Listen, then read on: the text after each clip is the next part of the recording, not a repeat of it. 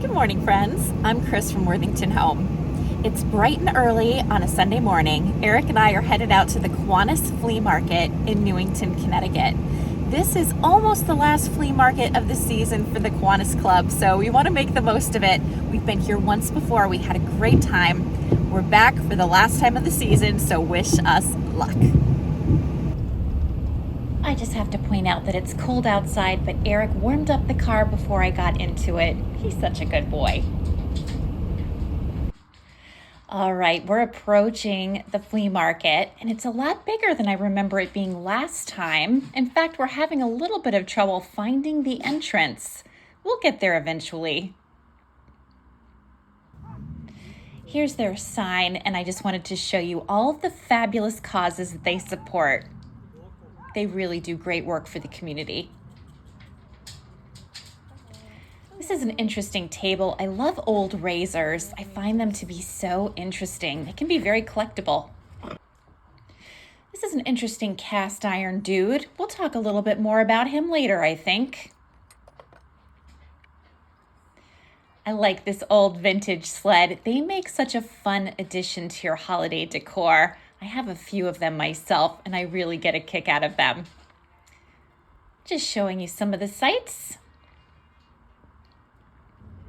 I really like this hooked rug. It has a great look. It's not very old, but it has a handmade quality to it. These cast iron pots are interesting. This looks like a Griswold muffin pan. I can't even read the price on it. It's so faded. Oh well. These are interesting. I like this wooden fruit, and the cat is interesting. We have some very nice Pyrex mixing bowls and other goodies on this table. It's a lot of fun to check everything out. Tweety bird. This is another great table. I like this decanter. It's got a great sort of hobnail quality, $14 for that. Some things are priced, some aren't. Oh, he's adorable. It looks like Dorothy lost her dog. There's a lot of cute critters on this table, actually. And we've got some army stuff. I want to give you a sweeping look at where we are. You can see there's lots of booths and tents and people mulling around. It's a great day for a flea market.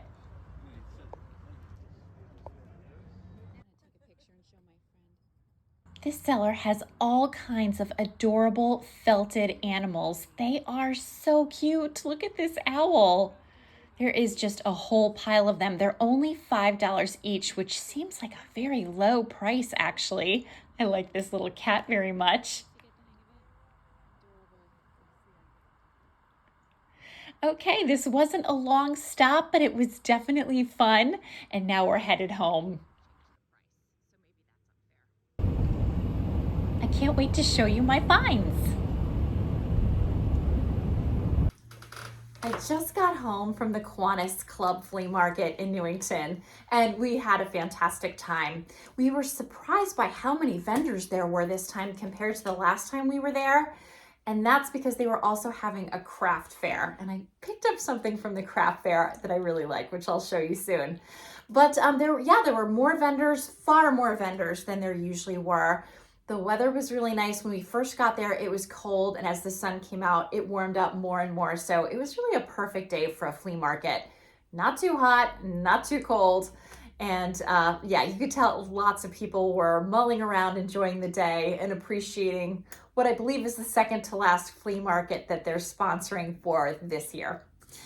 So we got a couple of interesting things, and I'm going to show you the first thing we got that is a little bit of a puzzle, but I think we may have solved the puzzle. So I'm going to show it to you. It's very heavy. I believe this is wrought iron. This thing weighs a lot. But you can see it is this soldier looking guy, this loop on top. He was so interesting and really appeared to be old. So I asked the vendor about him, and what he told me was that his father had fished this out of a sewer when he was doing a project for a company he was working with, that it was very rusty. He brought it home, he cleaned it up, restored it, painted it, and he's had it for many, many years. So he said that his father told him that this was hung on a door to show that you had paid your fees or whatever you needed to pay in the 1700s in order to have firefighters put a fire out in your house, and that if you hadn't paid your fees, they wouldn't respond to a fire emergency at your house, which sounded kind of interesting. And, 1700s, this is when we had our house. And so we weren't sure if that story made sense, but we thought we'd do it anyway. He originally wanted $100 for this. We paid $40. So we were very intrigued. And when we got home, we looked it up. And what this seems to actually be is the front of a pair, what would have been a pair of andirons. So I believe this is supposed to be a Hessian soldier. These seem to be popular in the late 1700s. And I do think there would have been andirons behind it. Oh, cats. So if you look here, it looks like there is perhaps a piece that was soldered behind it. I'm not 100% sure, but like I said, when we did the research, this does seem to be the front of what would have been a pair of andirons. And I do think it might be from about 1790, if the research that I've done so far is correct. Ah, no. Sorry about that, cat extraction. So anyway, interesting story. I don't think that the information we were originally given was correct, which we didn't buy this with the hopes of that being absolutely correct. We just liked the piece. We figured it was old and interesting and weird, and that's often all we need in order to bring something home. So this will be going by one of our fireplaces, I think. Certainly it's not an andiron anymore, if that's how it started this life, but a cool, interesting piece. So glad to have it, and fun to research something a little bit different. It's not often that Eric and I run into something that neither one of us has seen before. So now that I've established, or I think I established, that my little iron dude is probably the front of an antique andiron from the late 1700s, I had to look into the information the seller gave me earlier in the day. Specifically, I wanted to know whether there were signs placed on the front of colonial homes to indicate that a fire should be put out. I did some digging and found some interesting information, but first, here is a very condensed backstory. So, as you well might imagine, fire was a major problem in colonial America. In fact, Captain John Smith from the Jamestown colony reportedly said, "I begin to think it safer for me to dwell in the wild Indian country than in this stockade, where fools accidentally discharge their muskets and others burn down their homes at night." Yikes. As the population of the New World continued to grow, more structures were added and the fire load increased. It was especially prominent in the harbor cities of Boston, New York, and Philadelphia. As a result, they began to take steps to protect their homes from fires. So here are just a few of those steps. In 1631, the governor of Boston very wisely outlawed wooden chimneys and thatched roofs. Can you imagine anything more dangerous? In 1648, the governor of what is now New York appointed fire wardens who inspected all chimneys and charged fines to anyone with unsafe chimneys. Later, prominent citizens were appointed to the Rattle Watch, patrolling streets at night carrying large wooden rattles that they would spin to alert others to fire. That would give citizens the call to fire bucket brigades, our earliest attempts at organized firefighting. In 1676, Boston, in desperation after a series of very bad arsons, imported a fire engine from England, basically a box with handles and a pump that fed a small hose. It was kept filled with water by a bucket brigade. 2 years later, the first fire engine company was formed in Boston with a hired captain and professional firefighters. In 1732, New Yorker Jacob Turk created a pump that may well be the first mechanical fire pumper built in America. And notably, in 1736, Benjamin Franklin founded the Union Fire Company in Philadelphia, which became the standard for a volunteer fire company organization that we still use today. But here's where I found the information I was looking for. In 1740, Benjamin Franklin organized the Philadelphia Contributorship to insure houses from loss by fire. The company adopted fire marks, which are also known as badges and house plates. Basically, they were signs issued by insurance companies that were affixed to the front of a door or a house to mark that the property was insured for fire. They displayed the symbol or name of the insurer and were made of cast iron, sheet brass, lead, tin sheet iron, copper, or zinc. They came in various sizes and shapes, sometimes attached to a wooden plaque. I've actually seen a lot of reproductions of this before, so now I really understand what we're talking about when we talk about a fire mark. They were primarily used for advertising purposes, according to my research, not so much to determine whose house should and shouldn't have a fire put out. It's just really about whose house was insured against damages from fire. And they were widely used from around 1752 to around 1900. So, having now looked at a number of fire marks and learned a lot more about the history, I feel even more certain that my little iron dude is not one, but I still like him. In fact, he has a place of honor on the fireplace mantle in our kitchen, and I think he looks really nice there.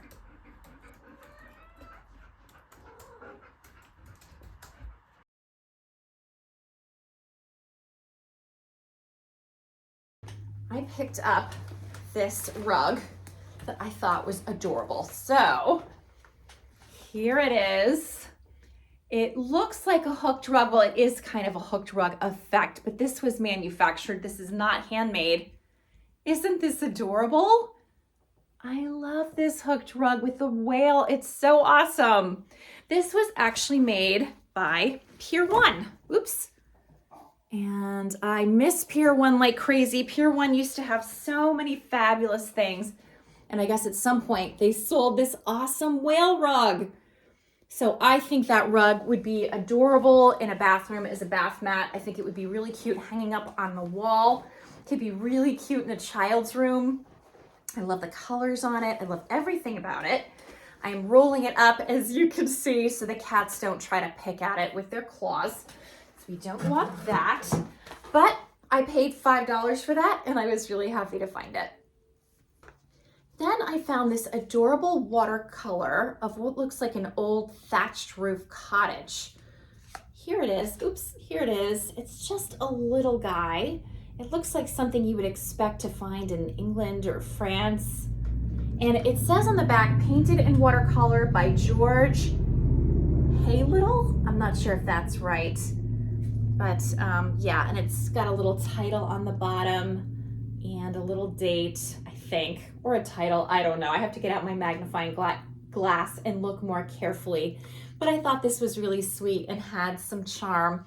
So I picked this up. This was $5. Okay, the next things I'm going to show you are on the table. I think that's the best way to see them. So hang on for 1 second. I bought 5 cups and saucers, which I did not need. I have plenty of them on my eBay store. However, these were only $1 a piece. So this is Royal Grafton, I think, made in England. I just loved the fruit in this. I especially love things that have strawberries because it's so summery. I thought this one was really beautiful. I love the green. I love the floral pattern and the adorable bird. It's got the little bird inside as well. So this is Elizabethan, made in England. Of course, you will not be at all surprised to see that I love this little tartan cup and saucer. It's got the bagpiper on it. Oh my gosh. This is so adorable. This is also Elizabethan, and this is Breton Island tartan, so I thought that was adorable. Look at the saucer. It needs to be washed, but I think it's very, very cute. Love anything Scottish. I picked up this Christmas-themed or holiday-themed cup and saucer. Love the holly and the berries on this. This is Royal Minster? I don't know. Let's see if I can see it this way. Royal Minster, maybe. I don't know. Made in England. I'll double check, make sure I've got that right when I list it. But I thought that was so cute for the upcoming holidays. Not that I'm trying to rush the entry of the holidays. I am not. And then this one is beautiful, and it has thistles on it, and I absolutely love Scottish thistles. And this one is Royal Albert Brigadoon. Oh my gosh, that is so pretty. Really, really like this. So 5 cups and saucers at $1 each, and that was fantastic because my rule of thumb is that I won't spend more than $5 on a cup and saucer, so to spend $5 for 5 seemed like a really good price. I was very happy with these. I bought this adorable sheep. This is handmade and 100% wool. Look at its little face. Oh my gosh, it's so cute, the little tail. I am so regretting not having bought more of these. In fact, I regretted it so much that we got halfway home and I seriously considered turning the car around and going back. Unfortunately, I just didn't have enough time. But as I showed you in the footage, there were owls and kitties and all kinds of fun little creatures. They're all 100% wool. They're all handmade. The seller did tell me that they're not meant for dogs, so dogs should not get a hold of them, but they are so cute. And she shared with me this book. So this is the book that she used as a reference to make her little creations. In case you're curious and you want to learn more, I don't have a copy myself, and I'm not sure I'm patient enough to craft, but I thought it was fun to share, so I'm showing it here. I wanted to show you this interesting ashtray that Eric picked up. It's surprisingly heavy. It's a vintage USS Delta AR-9 fleet cast aluminum ashtray. That is a mouthful. The USS Delta was probably best known as a repair ship in the United States Navy during World War II. After the war, it was decommissioned and then recommissioned a few years later, multiple times for multiple purposes. We think this ashtray is generally from the Vietnam era, although we're not 100% sure. Eric plans to keep this ashtray in the barn. It will fit right in with all of his other vintage and antique finds. Eric also picked up this little mat. It's just a little rubber mat, this little vintage piece. It says, Schaefer beer when you're having more than one. This, I think he paid $5 for, and he likes to put those on the surface of the counter of his bar in the upstairs of the barn, because when he has people over and they have drinks and things, he likes to, protect the wood to some extent. The barn is definitely not meant to be like a precious place that requires people to be very careful with things, but it just makes cleanup that much easier, and it kind of has a fun retro look. So he actually already has a mat that looks exactly like that. He picked up that one to have a second because he said they just work really well in the space. So I love it when Eric buys things. He has been finding things more and more, and today he was happy to get those. So that was our haul.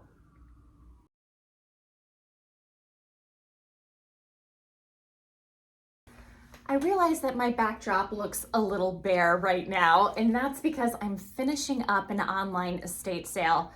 It's been a lot of work, and I'm at the point now where my house is such a disaster. It seems like the only course left to us is to just move and start all over again.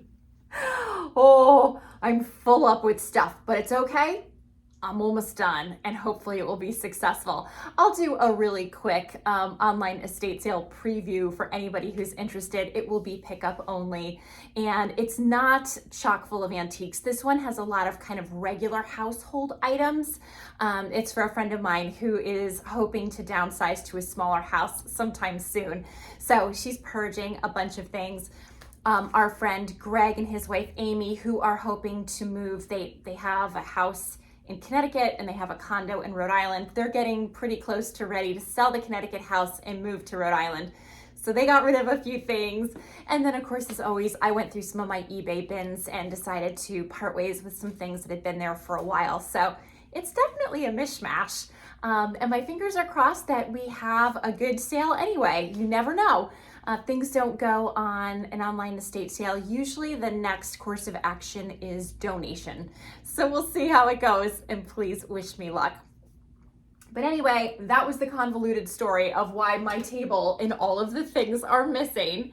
But I did want to show you a couple of interesting things that I picked up since I last filmed. So one of the things I wanted to show you, actually I guess there are two of the things I want to show you, is from our friend Greg, who I had said is looking to move pretty soon to his condo. So he gave me a bunch of things to add to the auction, including some fabulous copper tea kettles. I want to keep them all, but I'm not going to. But he did give me these beautiful green painted vases that had belonged to his grandmother. So I am keeping these. I think they are so beautiful. They're going into my study because my study is green and I think it will look especially nice there. So I am really happy to have them, and I really appreciate that Greg didn't want to just sell them. He wanted them to go to somebody who would appreciate them, and I feel very honored to be that somebody. So Greg doesn't watch this channel, so I'll telepathically thank him in my mind, because I love these. I also wanted to show you something that a viewer of this channel sent me, Susan. Hi Susan, if you're watching. She had recently sent me some antique Halloween postcards, which I went bananas over because I didn't have any. Well, Susan strikes again, and she sent me some fabulous Thanksgiving Day postcards. And I love these, and the timing is perfect because I am just about ready to refresh the house for Thanksgiving, which mostly just means like removing jack-o'-lanterns. That's like the whole like removal process basically. But these are so adorable. I am a huge fan of antique postcards. There's some really good ones here. The images are just awesome. Sometimes I put them in frames. Sometimes I just lean them up as they are. Sometimes I put them in little metal frogs. Those work really well. So I have a habit of doing all kinds of things with these, but I love these. And it's so nice because I recently went to a flea market and bought a bunch of postcards. And I was actually thinking I would end up keeping the Thanksgiving ones that I got, which wasn't good because I had intended to sell them. But now that Susan sent me some, I'll keep hers, I'll sell the other ones, and there will be peace on earth, goodwill toward men. Look how that worked out. Last night, Eric gave me an early birthday present. My birthday is November 8th, so it will be past by the time you watch this video. Our plans are to go to the Griswold Inn in Essex, which I love. So we're gonna go there for an early dinner and we're gonna have a lovely time, and I cannot wait. At the time of this recording, it is Wednesday, the 6th. So my brother Bruce's birthday is the 7th, I'm the 8th, and Zach is the 10th. And actually, Zach is coming home tonight. He needs to renew his driver's license and do a couple of other little housekeeping things that have a due date attached to them. So he's coming home tonight, and he is gonna leave pretty early tomorrow, get his errands done, and then head back to school because he's got a whole bunch of things going on this weekend. Still, it will be so nice to see him. And oh, back to the early birthday present. So he's getting me something else as well, but he thought I would enjoy this. And it is a book all about Woolworths, which is awesome because I have become so obsessed with learning more about Woolworths. So I think Eric and I will be fighting over this book because it's gonna have so much great information. So this was an awesome acquisition. The last thing I want to show you, I think I'll show you on my dining room table, and please excuse the state of my dining room table. As I said, the house is crazy right now, but Eric regularly checks all kinds of auctions and Facebook Marketplace and all kinds of things online when he's downstairs having a cup of coffee, watching the news. And he found a set of dishes on Facebook Marketplace for a great price. He shared the link with me and I agreed they were well worth picking up. So I bought these plates. So I'll show you the front. This great, I know some people call this red and white, some people call this pink and white. I've always thought of it as red and white. It's Johnson Brothers, and the pattern is called, I think it's actually called Castles. No, I'm not getting an actual title. Old Britain Castles. That's what it is. So again, Johnson Brothers, of course, made in England. And oops, and these are all depicting old British castles. So I'm going to show you on the table so you can see them more clearly. Okay, I think you can see the pattern better this way. These are so beautiful. So it's a big stack of bowls. I think there are 9 here. 1, 2, 3, 4, 5, 6, 7, 8, 9. Nope, 10. There are 10 here. They are absolutely pristine. Then there are the smaller bowls. There's 2 stacks of those. There's some little bread plates and some salad plates. Unfortunately, no dinner plates, but there still are lots of really good pieces here.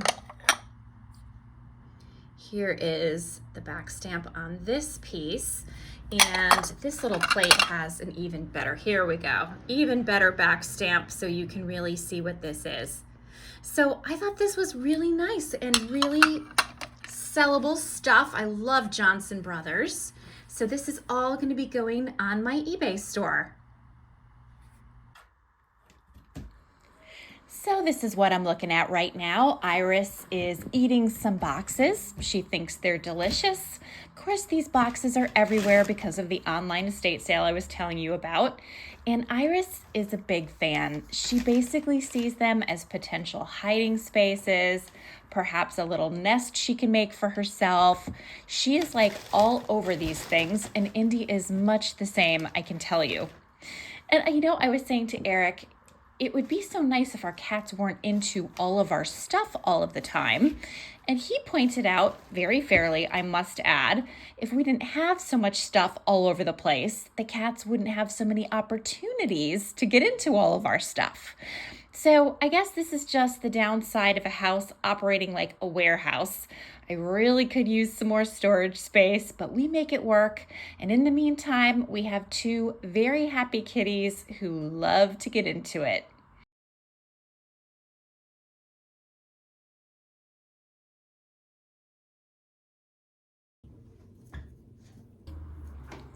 It's definitely time to take the Halloween decor down. I've really enjoyed all of these decorations so much during the month of October, and in many ways, I'm sad to see them go, including this fabulous trick-or-treat bowl that I got from a viewer of this channel. But it is time. I am very much in a Thanksgiving zone, and so all of these jack-o'-lanterns are starting to confuse me. It doesn't take that much. You can see I've got so much museum putty under every single thing here. It's making my job a little bit harder and it's taking a little bit longer, but it was so nice to have my items secure on the shelves. The cats were not able to knock things over, and because they didn't have that quick moment of fun knocking things, they just really got bored with it and left everything alone. So it could not have worked out better, and I'm really pleased with it. It also gives me a lot more confidence to decorate for Thanksgiving without being too worried that they'll damage things. So I got a lot of inspiration. I looked on Pinterest for some ideas. I have some old magazines that I consulted, and I can't wait to show you what I've come up with. Here is the Hutch Reveal for Thanksgiving. I just finished it, and I will tell you, it was my intention to take you through this step by step. However, the cats were far too interested in what I was doing, and I didn't dare leave anything unattended while they were so feisty. So every single object you see has about a pound of museum putty under it to ensure that it won't get knocked over and broken. So let's start from the top, and I'll tell you what I did. So a lot of this is the same from my Halloween Hutch decor. So I kept the same mixing bowls and that big canister in the center that I had recently thrifted. And the little pumpkin to the left of the canister is also staying because it's not a jack-o'-lantern, it's just a pumpkin. And I feel like that's appropriate for the fall, even into November. I kept the flowers and stems that were here, but I did add this little turkey. My mother gave this to me years ago, and I thought he looked very handsome here on the top of my hutch. I also added this copper kettle that isn't actually mine. Now that's not to say that I stole it. I didn't. It belongs to our friend Greg, and this is part of my online estate sale, but I'll be sure that it goes to the proper person at pickup time. And in the meantime, I have a good 2 weeks or so to enjoy it. So that's the top shelf. Then we'll get to the shelf just below, and you can see I put this white canister. These white canisters had belonged to my grandmother. I used to keep these on the hutch, and then one broke, compliments of the cats. So I had put them away, but now they have a ton of museum putty underneath them, so I think they'll be safe. So I put this big brown and white platter. I just thought the brown and white was great for November. So I put that here. I've always had this little topless piece. I don't know what this would have been for, but it's definitely missing its lid. And so I put a pumpkin on top of it. I just really loved the look of this, even without its proper top. So I think that looks nice. These copper pieces again belong to Greg, so I'm just borrowing them. Then going down, you'll see I changed out the black books that I had for something with more of a brown and gold tone.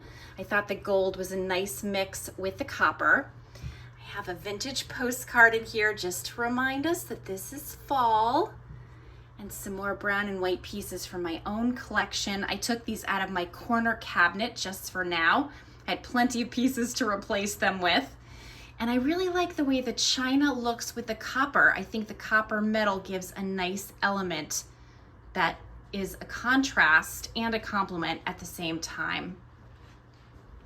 Then on our last shelf, I left this old cash box. I left this felted sheep that I think is so cute, and some little fake pumpkins. We have another antique postcard and some more brown and gold tone books. Here's another plate from my corner cabinet and the vase with the little white pumpkin in it. Here's another one of the vintage postcards that I just got, and another copper piece from Greg.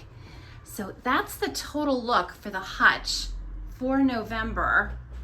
And I think it looks really nice. I'm happy with all of the different elements. I feel like it's not too busy. I feel like it has a certain elegance, but then also doesn't take itself too seriously, because that is no fun in my opinion. So I hope you enjoyed this Thanksgiving hutch refresh. Again, I'm sorry I didn't take you along step by step. It was just not feasible this time. But this look is going to be very, very different when we get into the holiday season. And I'm looking forward to showing you that. And if I can keep the cats at bay, we'll do that hutch refresh step by step, so I can talk to you a little bit about my thought process. I can tell you in a nutshell, I love to fill dead spaces with books in color tones that complement the decor I'm looking for. I think it's really nice to take some china with pattern and balance it with china with no pattern. And I think metal tones or wood tones can really warm up the total look. So that was generally my thinking. I think antique postcards are the absolutely perfect way to bring in a little bit of a holiday theme into any decor scheme. It's just such a subtle little nod that makes a huge difference in my opinion. And so that was my thinking. I think it works. I also want to show you the fireplace mantle. Again, no big changes here. I removed the Halloween postcards and I added some Thanksgiving postcards. As I mentioned, these metal flower frogs are excellent as stands. I kept this old painted wooden, what I think was some kind of a bread basket of some kind, or a bread trough. I don't know what you would call this. I think that looks really nice here. I have this pheasant that I picked up at an antique sale, at an estate sale. I think he has a great look. We have another antique postcard. And we know this guy at the end. I've talked a lot about him during this video, so we won't go back there. I have a little bit of brass for some warmth. It also mixes well with the round mirror. And I think that's working. Again, just a little subtle nod. And also a cat who would like to break absolutely everything on that mantle. I'm going to move her now. One last addition, I forgot about these little corn on the cob candlesticks that I ordered from Amazon. I think they're so cute. So I just added these into the decor that you've already seen. This one is especially nice because again, I think they give it a nice kind of harvesty look. I have this really great Shawnee corn on the cob covered dish or covered server. I would love to use that, but I don't dare. I think it's just too fragile. And even with a lot of museum putty, I think the lid could easily dislodge and smash, and that would be such a shame. So I'm not using that piece, but that would be another option. That would be a lot of fun. In the kitchen, I have these harvest baskets on my Hitchcock armchair. I love these. They remind me so much of happy memories from my childhood. Here I have my pilgrim picture that I picked up at an estate sale, or I guess it was a tag sale. I am really enjoying this piece. I think it's really fun and gives a great Thanksgiving theme to the kitchen. On top of the Limoges china cabinet, I've placed this big turkey platter. This guy is nothing special. This isn't marked in any way. It's not made in England. It's not even in good condition. You can see it's got a crack and it's got a lot of texture weirdness all around it. This was not an expensive piece, but I bought this at a tag sale for $2 when I was in my 20s, and I have used it as part of my Thanksgiving decor ever since then. And maybe someday I'll get a more special or expensive piece, but I have to tell you, this weird beaten up platter just makes me happy. So I keep it. I honestly don't think that if I bought an expensive, beautiful pattern made in England, I would be one iota happier. So it stays.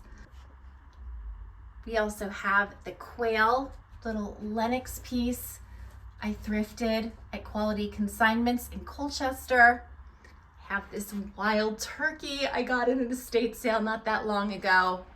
And then moving over to the shelves in the dining room, I love this plate. I had it on the Limoges china cabinet before this. I moved it up here for now so my turkey platter could fit.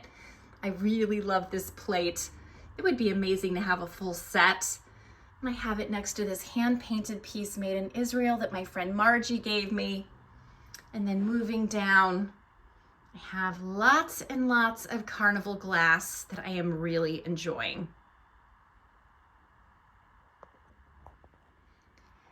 The last little bit of decor I want to show you is pretty much unchanged from October, and it's just this little demi-lune table that has a wooden tray, has a made in Holland planter. I love this planter. I've got these little pheasant salt and pepper shakers and this beautiful carnival glass bowl I picked up in Brimfield, along with a painting in a brass frame and some Baldwin candlesticks.